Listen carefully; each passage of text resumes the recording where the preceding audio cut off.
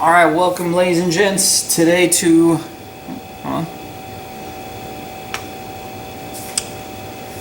All right, ladies and gents, welcome to our next lab on pork. Today we are going to be doing a brined pork chops with Brussels sprouts, apples, and bacon. All right, now for today's lab, we are going to be focusing on a tender cut of pork. Now, as we talked about in class, one of the big disadvantages with using pork, especially tender cuts of pork, is that nowadays you can see how lean pork is. There's a tiny bit of fat in there, maybe a little up top here, but other than that, this is pretty lean, which is good if you're trying to, be more fat conscious and everything. But as we talked about yesterday, fat is a normal part of your diet. So having such a little fat in a protein is going to cause it to be dry and relatively flavorless. So what we're going to do here is we are going to brine it. Now, brine is a salt solution that does a couple things. Firstly, it seasons the meat all the way through, but more importantly, it kind of changes the proteins inside of the meat in a way that it will hang onto and cling onto moisture when it is cooking, leading to something that is a lot more juicy and a lot more flavorful that normally you would get in fat. Now, today we're going to be doing a dry brine and a wet brine. I'm going to show you how to do both methods. This method works, these techniques work well with any sort of lean meat, from chicken to some fish and pork chops especially. I wouldn't really do the wet brine with sort of rich cuts like beef, but you can definitely still do the dry salting. Okay, so for this recipe, I'm going to leave it up to you on your mise en place sheets which option you go with as far as the pork. Okay, for those of you who are here in person, what you're going to do is you're going to do a side-by-side comparison of 3 different methods. You're going to do one in a wet brine, you're going to do one pork chop in a dry brine, and then one is going to be your control where you just add salt and pepper and cook it right away.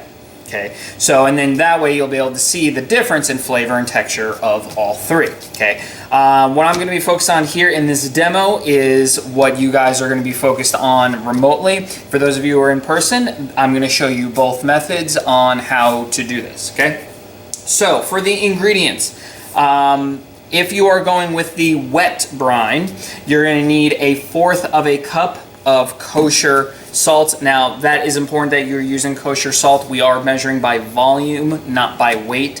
So if you do not have kosher salt, then you're going to go with about 1/8 cup, which is 2 tablespoons worth of table salt.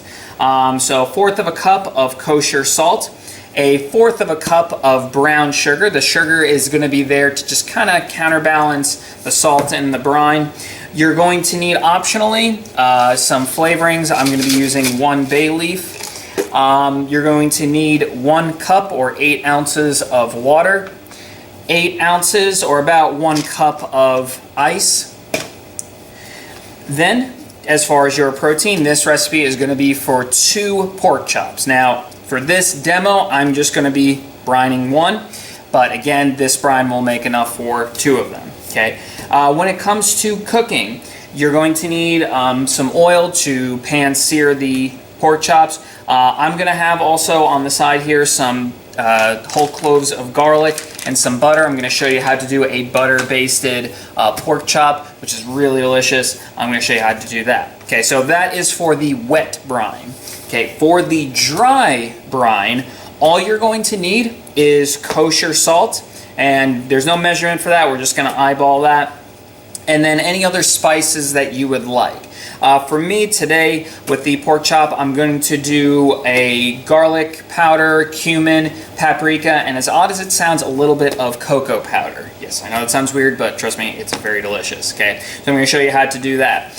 As far as the vegetable side, we are going to do roasted Brussels sprouts. If you're somebody that normally doesn't like Brussels sprouts, chances are it's because you've never had them cooked properly. Usually they're cooked and where they're boiled to death, and they're very soft, they're very mushy, they kind of stink and smell a little bit. Today we're going to be doing it in a way that caramelizes the sugars that are in Brussels sprouts. For that, You're going to need about half of a pound of Brussels sprouts, 1 tablespoon of chopped nuts. I'm going to be using walnuts today. 2 slices of bacon, half of a Honeycrisp, a Granny Smith, or a Pink Lady apple. Really doesn't matter like which apple you choose. Those are just my personal favorites. A little bit of oil, so 1 or 2 tablespoons of olive oil or regular oil. Some kosher salt, some black pepper, and for the glaze, for the sauce that we are going to make for the pork chops, you're going to need half of a cup of either apple cider or apple juice, non-alcoholic, and 1 ounce of blue cheese. That is optional. Okay, so with that, let's go ahead and get started. I'm going to take you over to the wet brine. Let's go ahead and get started on the wet brine. So for the wet brine, I'm just going to add in my 1 cup of water, my 1/4 of a cup of sugar, and the most important ingredient here with a brine is 1/4 of a cup of salt. Okay, then to that, I'm going to add also some optional flavorings here. Here I'm going to add a bay leaf. I'm also going to add a clove or 2 of garlic. Again, these are optional flavorings. And if you have any sort of herbs or peppercorns, you can add that to this pot. Okay, so what I'm going to do here is I'm going to put the pot over medium-high heat just until the salt starts to dissolve. Okay, I'm not really looking to heat this up too much. I'm just looking to get the salt and the sugar to dissolve. All right, so once that comes up and everything is dissolved, we'll go to our next step for the wet brining.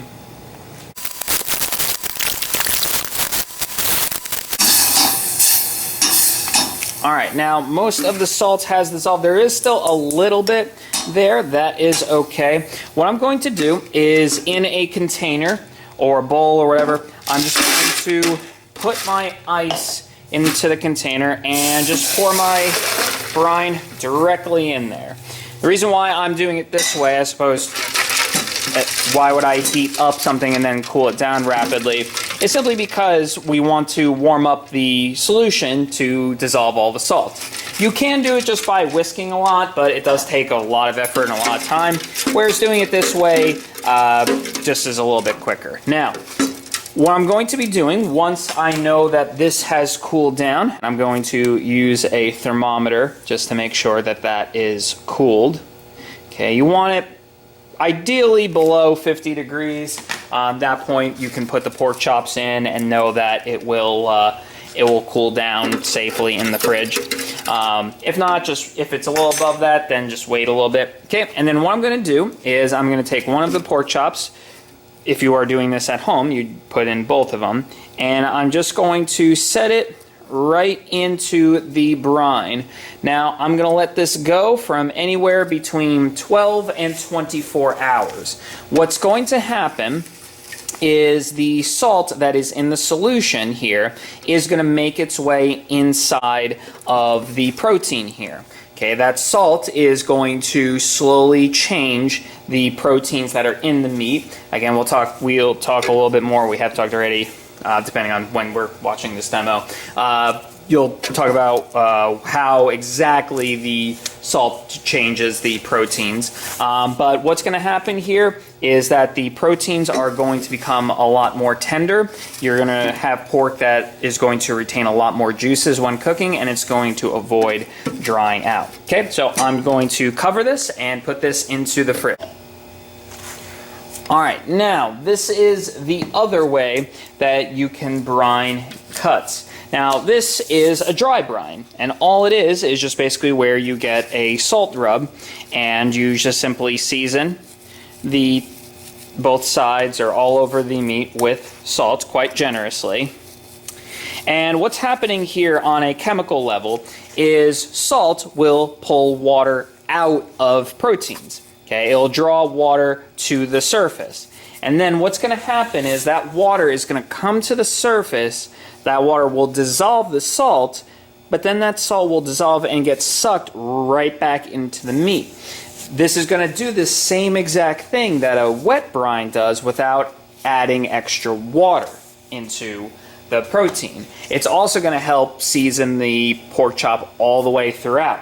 Okay, and this is why I recommend whenever you buy meat at the store, even if you're not intending to cook it right away, I always recommend taking it out of the package and at least salting it ahead of time.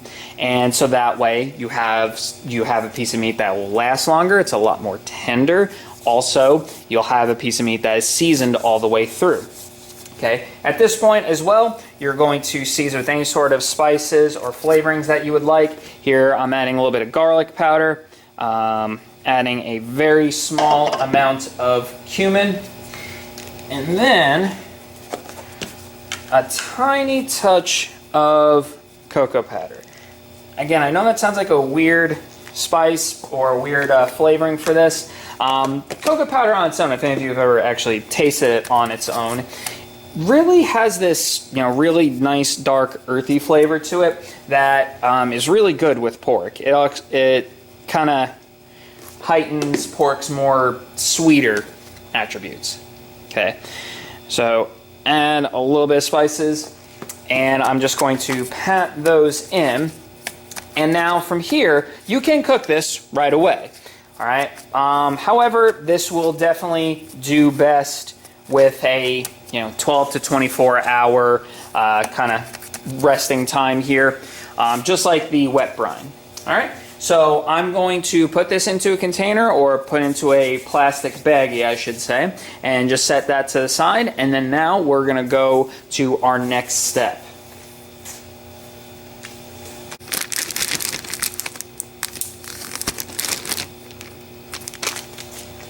Alright, so let's prep our vegetables.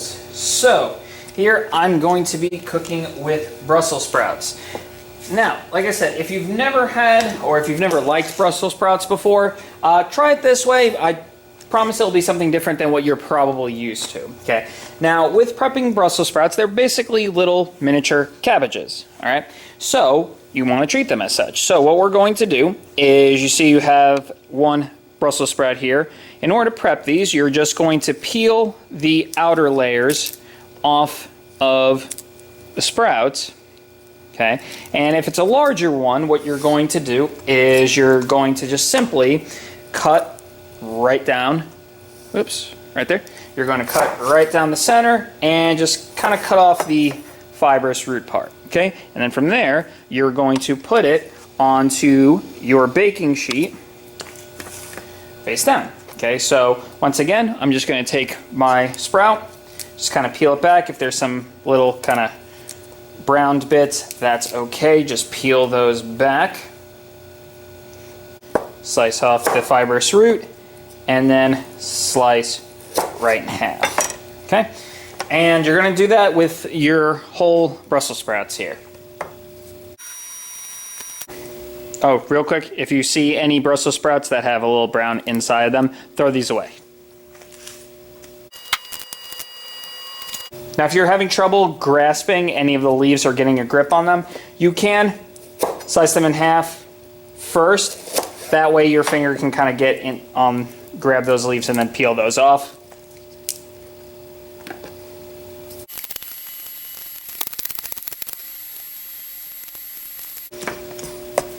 Alright, all my sprouts are ready to go, so I'm going to clean off my board and go into my next part.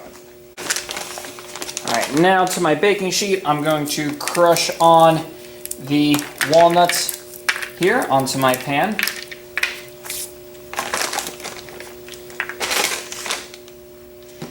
Then I'm going to add my bacon. So I have here 2 slabs. I'm just going to cut them into about 1-inch pieces here. Now, if you want extra crispiness, you can go through and chop these in half again. In fact, now I'm thinking about that, yeah, that's what I want to do. So I'll just chop this right in half. So cut them into half-inch strips if you want the bacon to become really, really crispy here. All right, and then I'm going to just kind of sprinkle that over the top. Now what's gonna happen, what's nice about bacon is that not only does it taste good on its own, but bacon renders out a lot of fat. So as the Brussels sprouts roast here, the bacon is going to render and it's going to help roast and cook the Brussels sprouts. All right, so now next ingredient here. So I didn't have to wash the board, but that's fine. Okay, so I'm going to take about half the apple here, and I'm just going to slice just 2 chunks off of it. Put the rest to the side. Now, obviously you can double this up. Right now I have my oven preheating to 400 degrees. I forgot to say that in the beginning of the vegetable prep here. But what I'm going to do is I just want to inspect, make sure I didn't take any seeds there. I didn't. Okay, and I'm just going to cut this into thin slices. Obviously, the thinner you go, the softer the apples will be. So, completely up to you as far as what texture you're going for. Okay, and I'm going to add this into my pan here. Okay, now as far as seasoning, because we have the bacon in there, that has enough or 2 of oil. Toss that around, and then I'm going to add that into my oven. So just going to give that a quick toss.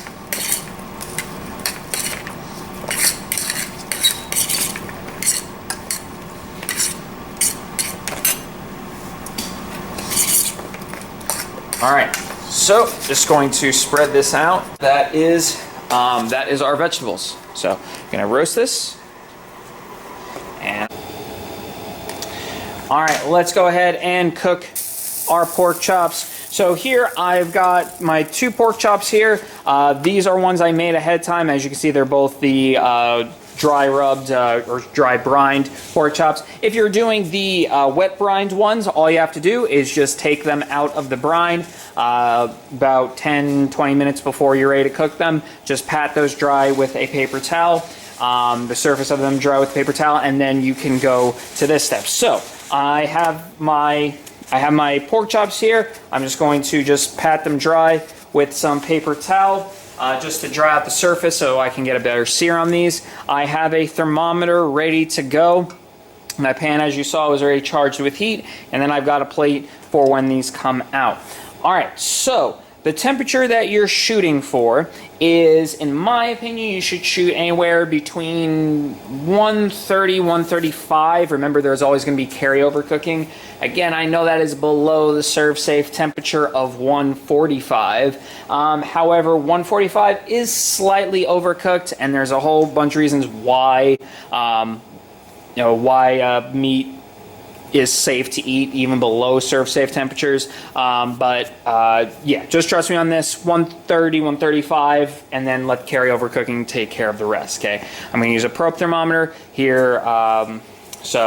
All right, let's go ahead and get started. So in my pan, I'm going to add in a little bit of oil. And then when I put in my pork chops, I'm going to just lay the chops away from me. Okay, so I have this pan on about medium heat. Okay, and as you see, since I charged the pan with heat, the meat is not sticking to the pan. So while that is cooking for a little bit on the first side, I'm going to go wash my hands, and then we'll continue on. Okay, now I'm going to flip these over. Now I've only been letting these cook for about 30 seconds or so. Okay, what I'm going to be doing here to kind of ensure that this is evenly cooked is just flip it quite a few times. I know you've seen videos and conventional thinking tells you to only flip it once. However, we're going to do something a little bit different so that way the meat cooks evenly. A little bit more evenly, I mean. If you flip it only once, what happens is that you have a lot of well done on the very outside of the cut, but then when you get cut into the inside, the very center of it is undercooked. So by flipping it over, we're kind of regulating how much heat goes into the center of the pork at a time. Okay, so let that go for another 30 seconds. And I'm just acting like a human rotisserie. All right, so gonna let that keep going, and then I'm gonna wait for about 3 or 4 minutes. Again, this is a tender cut, so it is going to cook pretty quickly here, and I'm gonna take its temperature.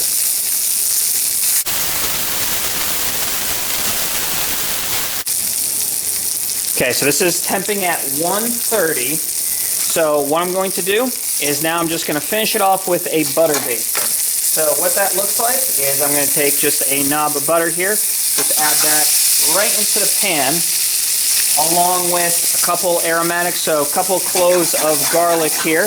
You can add herbs such as thyme and rosemary. And what I'm going to do is I'm just going to take the butter as it's melting here and just kind of spoon that over the top of the cut, or top of each of the chops here. Okay. Not only does this add a lot of good flavor, but that butter will help kind of soak into the pork a little bit, kind of helping it out, since as we know, pork is a little bit lean here. Okay. So flip that over. Smells amazing here. Okay, just a little bit right over the top. Don't be afraid of the sizzling fat in here. All right, these are done. Take these out.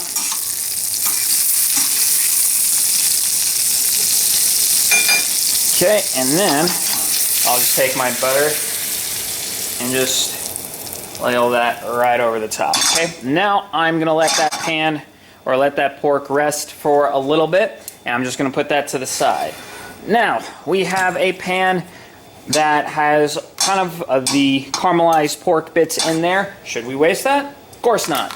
That is where our apple juice or apple cider comes from. So what we're going to do is we're going to make a very quick sauce here. You can do this using chicken stock or wine or anything. Here I'm just going to use some apple juice here. So what I'm going to do here is I'm going to deglaze the pan with this and then just reduce it down until it turns into a glaze. Then I'm going to let it cool down and taste it. So apple juice right in. Should bubble up right away. Okay, scrape the bottom of the pan and let that simmer and boil until you have a nice glaze.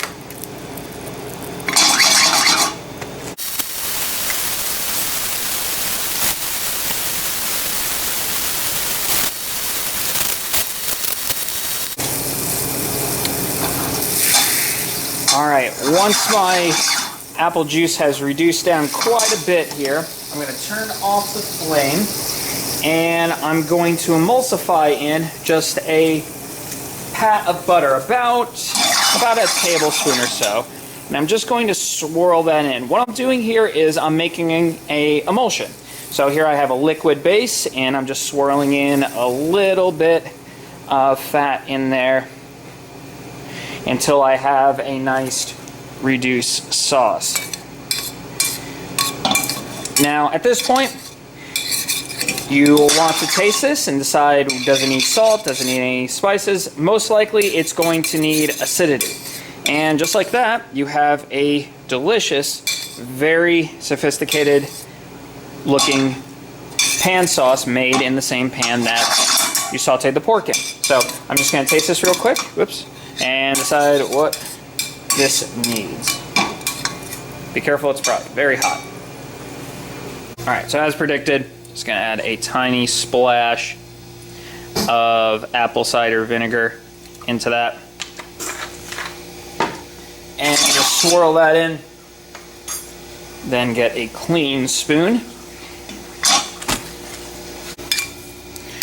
And spoon this glaze right over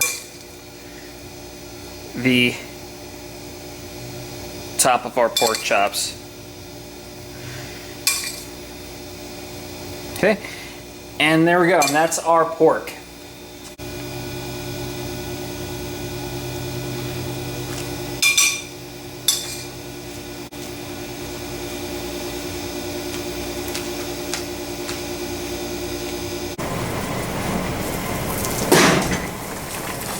Alright, so our Brussels sprouts are finished, nice and browned. Everything is looking back into the vegetables. It's just a little squeeze of lemon juice. It's right over the top.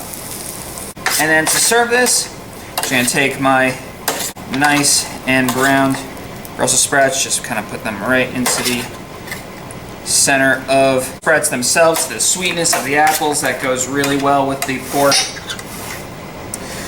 All right, then just to kind of finish this, I'm just going to crumble on a little bit of blue cheese here just onto the sprouts. Now you can use goat cheese here as well, or pork chop. Just kind of layer that right on top, and then I'm going to plate and sauce that a little over the vegetables as well. All right, and there we go. I'm just going to wipe pork chop, enhanced with brining. For those of you who are here in person, you're going to do 3 different types and compare them side by side. All right, that is it for today. If you have any questions for me, please let me know. Make sure to fill in your mise en place sheet, and I will see you guys back in class.